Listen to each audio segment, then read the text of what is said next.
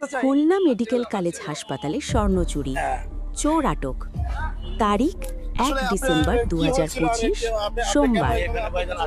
Khulna medical college হাসপাতালে স্বর্ণ চুরির এক ঘটনা ধরা পড়েছে। আজ হাসপাতালের ভেতর স্বর্ণ চুরি করতে গিয়ে এক ব্যক্তিকে আটক করেছে নিরাপত্তা কর্মীরা। জানা গেছে, হাসপাতালের ভিড়ের সুযোগ নিয়ে এক রোগীর স্বর্ণালংকার হাতিয়ে নেওয়ার চেষ্টা করছিল ওই ব্যক্তি।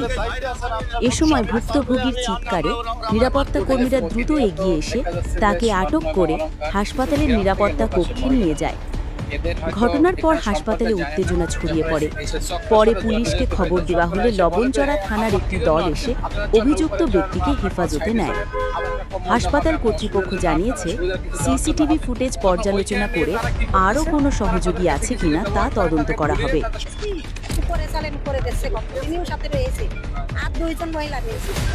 এবার 3 জন মহিলা আমার পাশে রয়েছে, আর ইনি শুধু হাঁটাহাঁটি করতেছে। আর ওই এক মহিলা খুলতেছে, কাছে কি কম্বল ওই জায়গায় নিয়ে গেলেই আচ্ছা আপনার কম্বল দেবে না, কবে আপনি বড় লোক মানুষ। আমি বলছি আমার মেয়ে এসেছে, আমার মেয়ে এসেছে, এই দেবার নাই, আমার মেয়ে সমর্থ নেই, তাই আমার মেয়ে এসেছে কম্বল দেওয়ার প্রবণ দেখে নিয়ে যায় আপনার খুলে দিয়েছে। হ্যাঁ, কানেরটা খুলেছে, গড়ি দিয়ে বাঁধারেছে। পাশের যে মহিলা ওইটি বেলেট দিয়েছে, আর এই পাশের যে মহিলা আর পাশের যে মহিলা সেই মহিলা দিয়েছে দড়ি,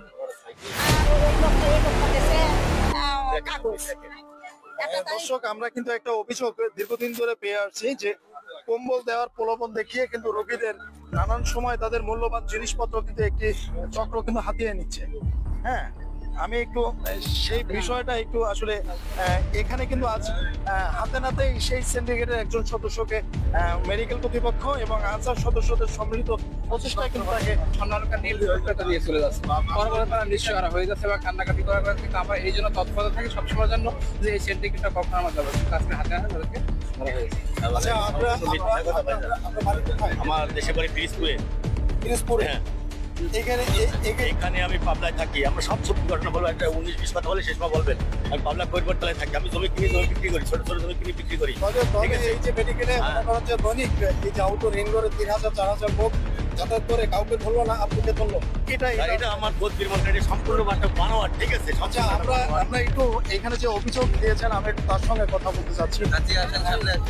আমরা কালকে যে আপনি একটু বলেন যে আমি আমার ছেলে ভর্তি রয়েছে, আমার ছেলের কাছে আমি বসে রয়েছি, ইনি এসে আমার টিভির হাত দিয়ে ডাকতেছে, কাকি আপনার কম বলতেছে, কাকি আপনার কি কম বলতেছে।